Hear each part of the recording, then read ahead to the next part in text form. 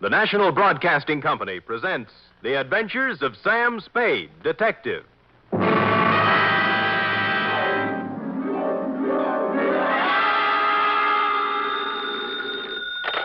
Spade Detective Agency. Hi.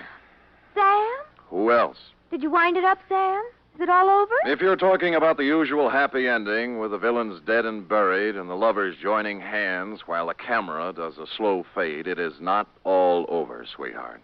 What do you mean, Sam? The villains in this piece are for real, still doing business at the same old stand from one end of the country to the other. Oh, Sam, you sound so grim. Only because I have a grim tale to tell, little one. So warn all within earshot that if they seek bluebirds of happiness, sweetness, and light, and love conquers all, to try another detective. Because even now, I am on my way with something that might butt into your sleep for the next few days. To wit, my report on the Denny Shane caper.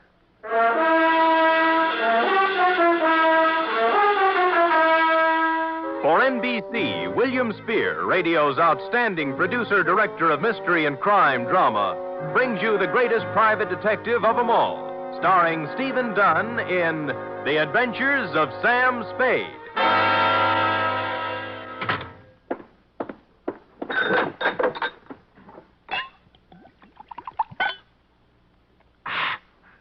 Effie! Sam? Yeah. Oh, I'm sorry, Sam. I didn't hear you come in. Ooh. Oh, tired, Sam? Yeah. You look pale. I guess maybe I'm a little sick, too. Now, Sam, I warned you about heavy lunches when you're on a case. Not that kind of sick, Angel. This kind starts at your shoe tops, runs up your backbone, and kicks around in your head till you're... Where's the book? Right here, Sam. Okay. The date, fill it in. 2? To John Q. Public. From Samuel Spade, license number 137596. Subject, the Denny Shane caper. Dear John Q.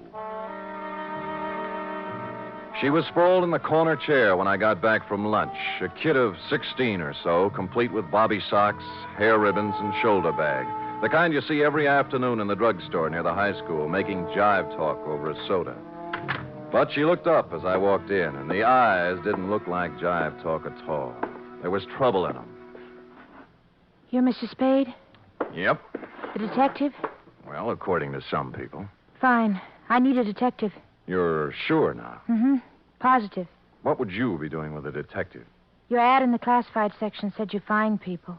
Well, sometimes. They're not too badly lost, that is. Who do you want to find? Did you ever hear of Denny Shane? You don't really want to find Denny Shane, do you? Why not? Well, most people want to lose him. Then you do know him. I'm glad. Here's $20. Now, wait a minute. Hold it, honey. Don't get anxious. What's the matter? Don't you want to be paid for this? Not if I don't do it. What do you mean? Let's talk about you. What's your name? Mary Johnson. Does it make any difference? Mm-hmm. Mary Johnson. Where do you live, Mary? Well, I've never been in San Francisco before. I just got in yesterday. Staying with a friend out in the marina. My home's in Denver. Denver, Colorado. 2028 14th Street. Okay. Here you are. You want to sign the contract? Oh, all right. Where do I sign? On the line here. Oh. No. The right name. Sally Joan Michaels. How did you know that? Next time you use an alias, leave the identification bracelet home. Huh? Don't tell people you're fresh out of Denver when your coat label says it's fresh out of Ruse Brothers, San Francisco. Now, let's try it again, huh? What about Denny Shane? Well, I want to find him, that's all. Well, that's a lot. Why? I'd rather not say. Well, in that case, Sally, I recommend another detective. You'll find there's an ad in the classified section just below mine. You mean you won't do it? Sally, if I may get pontifical for just a moment, Denny Shane is not the kind of character I would pick out for a kid like you. He has a reputation for booking horses, which is illegal, and welching his bets, which is worse. He is associated at one time or another with almost everyone in the files of the Kefauver Committee. And as for the girls he runs around Stop with... it, will you? Oh, so that's it. No, that isn't it. I've never seen Denny Shane in my life. If we do find him, you'll have to point him out to me. Really? He's been good to me. You see, all my life he's been good to me. Mm-hmm. And you've never seen him? No. Denny Shane is my brother, Mr. Spade. My mother died when I was born. I was adopted, but Denny went to an orphanage, and I guess he sort of ran wild after he got out. Yeah. What do you mean he's been good to you? Sent me money on birthdays and Christmases, sometimes in between. He always said if I needed help to tell him, but I never knew where to find him. We need help right now, Mr. Spade. My stepmother has to have an operation, and I know Denny will give me the money if I can find him. Why did you tell me all those black lies? I was afraid you'd call my folks. They'd be horrified if they found out. Oh. Mm-hmm. This is the truth now. Girl Scouts honor. Yes, Mr. Spade. Okay, you run home and study your algebra, and I'll look up Shane in court. No, I've got to talk to Denny myself. You're sure you want to come along? Oh, yes. Okay, but I'm going to have to leave you outside while I talk to his friends. Let's go.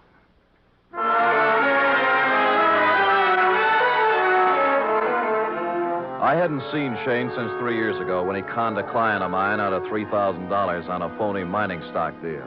I knew it was waste motion, but I checked the hotel where he was living then and found he was long gone. Came next in the following order: one gambling joint in South City, one saloon in the Mission, and one very dubious apartment on Turk Street, run by a charming wench wearing wedgies, culottes, and peach brandy. She gave me a peachy smile. Oh, Denny Shane? Don't step on your laughs. You seen him lately? Funny you asking about Denny. I saw him yesterday. First time in 2 years coming out of Augie Dano's. Oh, who's Augie Dano? Runs a gym exercise studio, reducing setup on Sutter Street. You know, work a little, lose the middle. Get it? Yeah, I got it. But anyway, thanks.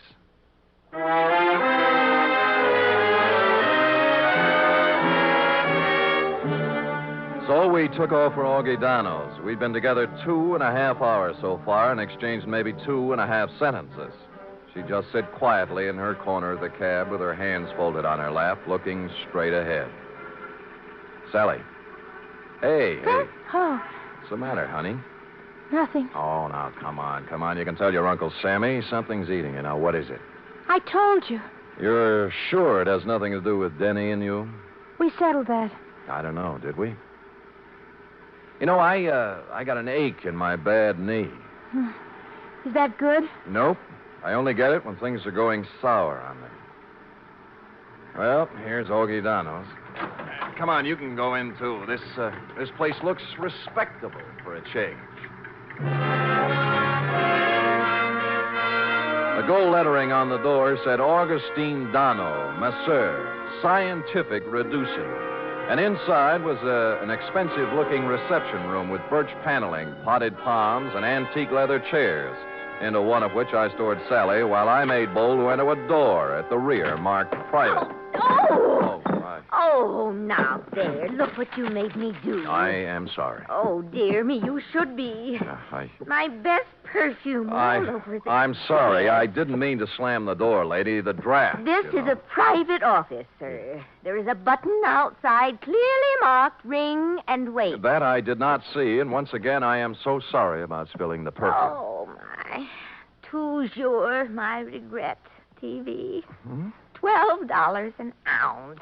Well, I regret TV, too. Now, look, how about announcing me to the professor? Well, now, if you mean Mr. Dano, he's quite busy with another... Mr. Rudnick, if the envelopes are ready, Oh, who's this? You've got me. My name's Spade. Spade? Spade. The detective? Yeah, Detective?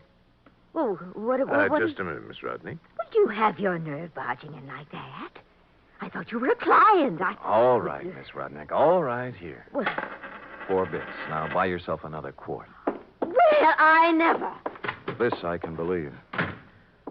Well, what do you want, Spade? I'm looking for Denny Shane. Someone saw him walk out of here yesterday. Shane? That's right. Well, what's the matter? Some trouble or something? No, his kid sister's trying to look him up. Oh. That's funny. What? Well, that someone saw him coming out of here. I'd never heard of the guy. Of course, we got people in here all the time, salesmen, agents, friends of clients, But no Shane. Not that I know of. What's he look like? Oh, about my height, blue eyes, pale complexion, too thin to be coming here as a customer. Well, I wish I could help you, pal, but like I say, so many people come in and out of here, you know. Sure. Thanks anyway. Bye. Bye. Any luck? No, never heard of them. Come on. Too bad. Where to now? Oh, there are a couple of more places. After you. Cab's gone. When I told him not to wait, I thought we might have something to eat across the street. I'm not hungry, thanks. Look, you better call your parents. No, don't. I told him I was spending the night with a girlfriend so they wouldn't worry. That's another big black lie. Look, I'm tired of playing this way. I want it all. I told you. You're eating your heart out over something, and it's not Mama's operation. Now, it's something bigger, and it hurts worse. And don't tell me any different because it's written all over your face. Please don't ask me any more, please. Ah, skip it. Where's the cab? Don't take me home. That's just where you're going, honey. Well, What's the matter? look, coming up the street. Is that... Yeah, Denny Shane. You're sure? Of course I'm sure. I've got to be positive. I'll prove it to you. Denny? See? Yes. Denny, come here a minute. Oh, Sam Spade, isn't it? Yeah. Well, you recognize the kid? No. She's your little sister. Sister? What are you talking about? I haven't...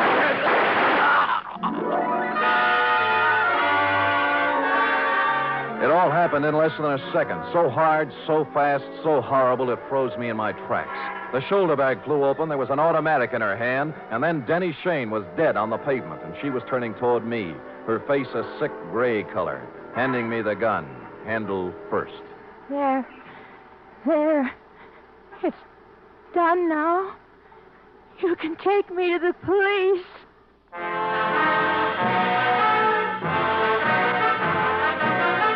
You are listening to the weekly adventure of radio's most famous detective, Sam Spade.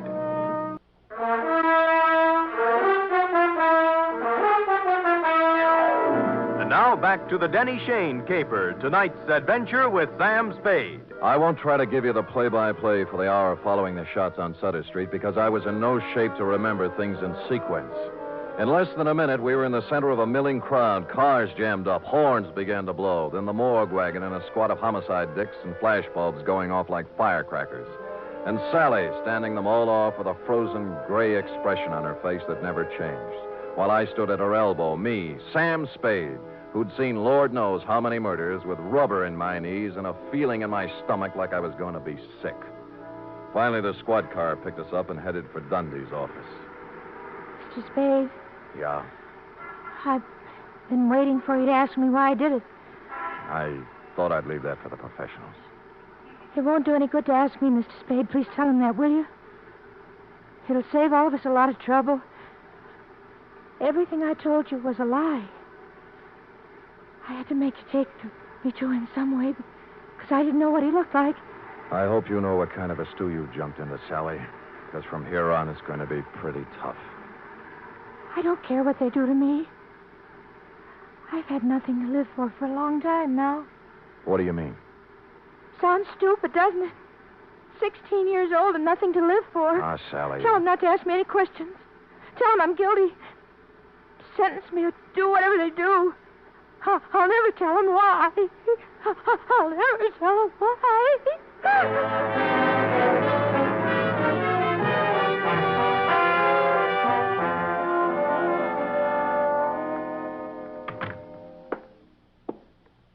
Give me a cigarette, Sam. Yeah. Why did I have to grow up to be a homicide dick? No dice, Lieutenant? No dice. It's her old man's gun. Hooked it out of his drawer this morning before she left for school. I still think she's mixed up with Shane some way. Dundee, believe me, that's one thing I can guarantee. She didn't know Shane from Hopalong Cassidy. Well, I'm only falling back on the standard answer to this kind of a clam bake, Sam. This is not a standard clam bake. You're telling me. You know, Sam, it kind of scares you. What the Sam Hill's happening to our kids? A 16-year-old girl still in high school walking up to someone on the street? Shut up, Dundee. Oh, I'm sorry. It's got me, too. She's resting on the couch in there. Stick around till I get back. I gotta go down and wait for her folks.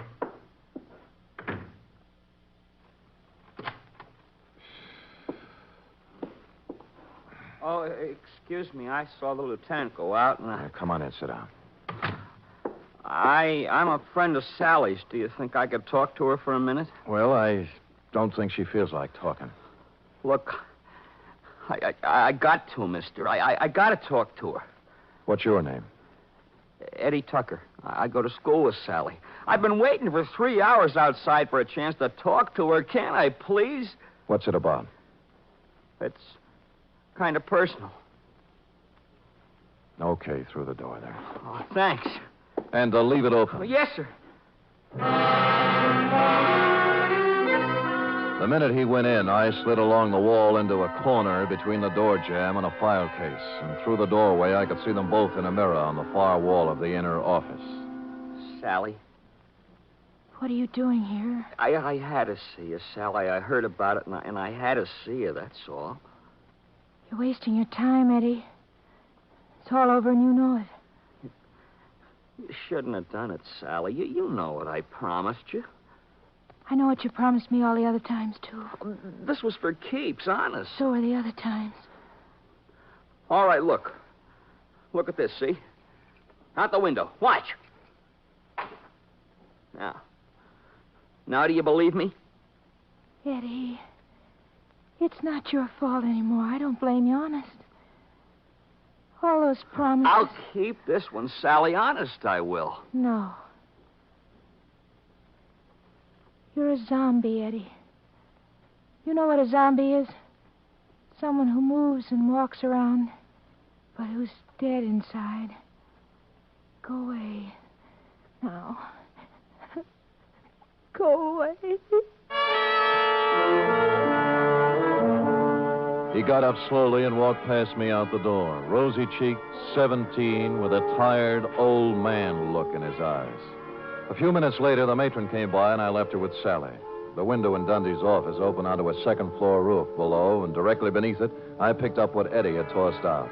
A set of car keys and a leather case, plus a third one that looked like it belonged to a school locker with the number 339 on it. And written in ink on the leather inside, like a memo, was Denny Shane, 778 Turk Street, apartment 4.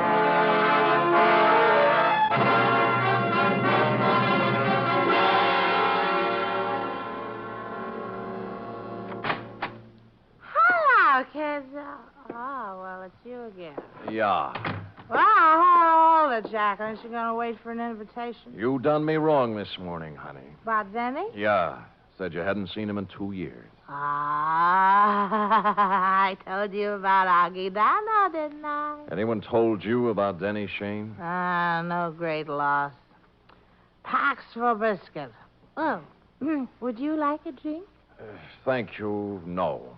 Now, what about... I had it coming to him sooner or later. Never made an honest buck in his life. How did he have it coming to him? Like he got it, like they all get it. What was his racket? Numbers. You know how it works? You buy a number Yeah. How do you know all this? Curiosity. Intellectual curiosity. I want to know things. All the time I want to know things. Follow? So one day, when Denny leaves his suit to be cleaned and I find a book in his pocket, I ask the questions. What book? His numbers book, stupid. What's that? Oh, you know, with the names and numbers of all his customers. You wouldn't know where it is, would you? Oh, perhaps. Oh, yes. How does $5 look? Bourbon is awful high. Yeah, you probably drink it straight. 10. Better. Come on. I think it's in his top drawer. Let me see now. Pies a little. There you are. That little black book. See? All the names, all the numbers. All the names, all the numbers, and one other feature. It was divided into sections labeled Galileo, Balboa, Lowell, George Washington, and a couple of more fellows who passed on long before the numbers racket was invented. Under each was a list of names. Eddie Tucker's was on the page headed Thomas Jefferson, and after it was number 339-7th Street. At this point, several bells rang. The odd key in Eddie's case didn't belong to a locker. It went with a box in the main post office on 7th Street. Hey, now look, fella. It's 11 o'clock Yeah, at my night. name's Spade, clerk. Look. See? The license. I don't care about the license. The rules and regulations of the United States Postal Service. I know, through rain and sleet and snow and hail. But there's been a murder, you see. Murder? Yeah. Oh, well, in that case, I suppose we Great. Where's the mail for the boxes? can... on the table over there, but it isn't distributed. If you'll wait a shake... I'll wait a shake.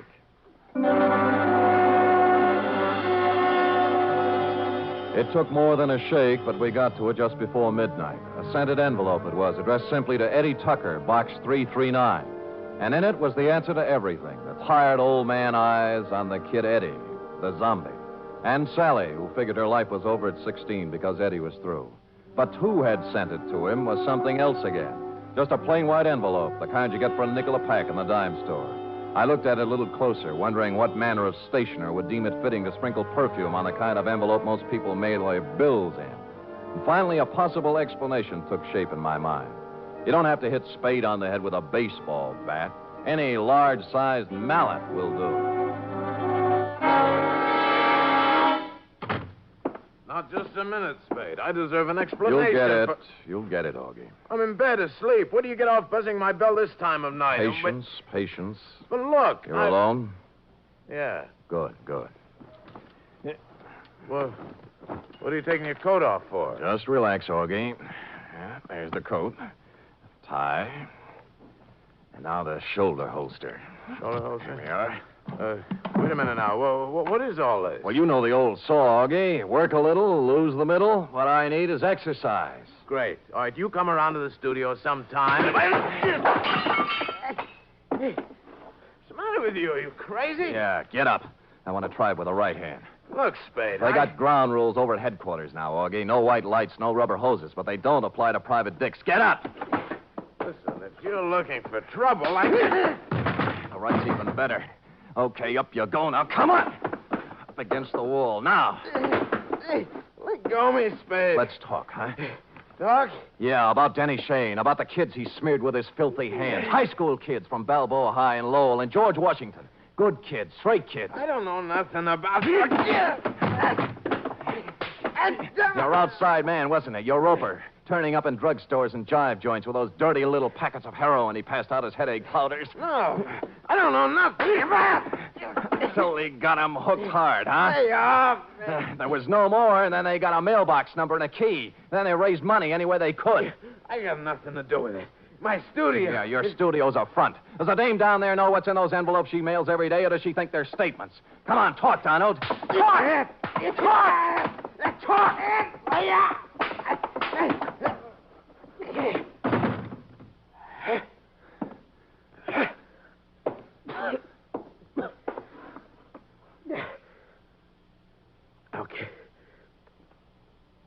Okay.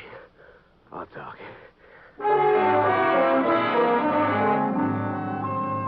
Which he did, a full hour's worth in Dundee's office, and a harrowing tale it was. I felt like printing up 1 million copies and mailing it out to every father and mother in the country. They'd taken him downstairs when I happened to glance out of Dundee's window, and down on the second floor roof, a point of light was moving back and forth slowly from one end to the other.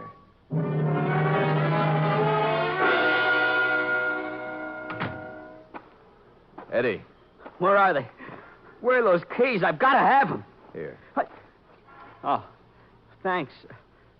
My car. I couldn't get home in my car, you see. You don't need to without kid keys. me, Eddie. I know all about it. Oh. I can't do anything about myself, Mr. Spade. I'm helpless. What she said. Zombie. You're not helpless. You can't handle it alone, maybe, but you're not helpless. Other guys have licked it, and you can, too, if you want it bad enough. I want you. Honest. Good, that's all you need. And we'll take care of the rest. Let's go, huh?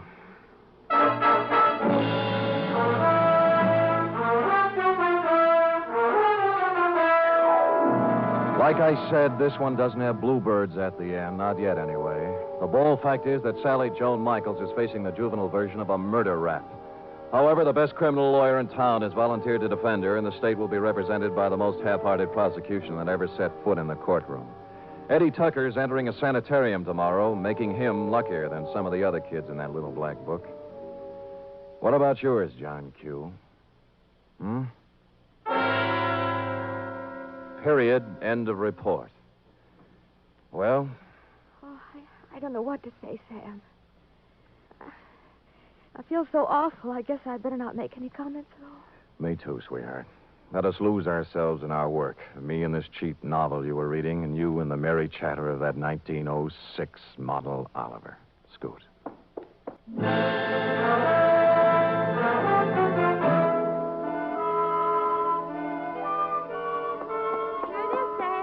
Amazing. Oh, not really, Sam. There's nothing amazing. Don't sell yourself short now. Well, I'm just a plain garden variety secretary, Sam. Look at that. Immaculate. Not a mistake. Oh, Sam. And in 26 seconds flat, in just the time it took that man to read a short announcement, you type out 5 copies of a 28-page report. In my book, that is amazing. All right, I admit it, Sam. I'm amazing. Good. And another thing. What's that? I'm hungry. Oh. And tonight is sauerbraten night at Schroeder's, and Max Nishi's letting girls in now. Cherub, as you may have gathered, I didn't collect a fee off this one. Oh, but Sam, I still have $10 you gave me last week to cover my back salary from 6 weeks before that, so we really... Schroeder's it is, yes. Let me go home and put on my other shirt. And I'll get my sauerbraten hat. Good night, Sam. Good night, sweetheart. She is amazing.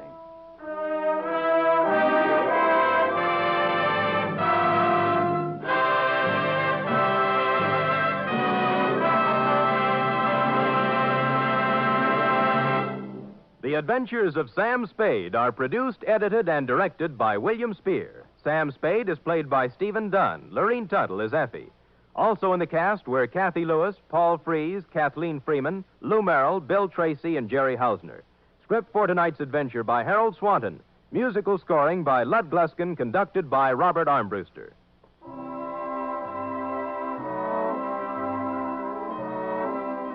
Join us again next week, same time, for another adventure with Sam Spade.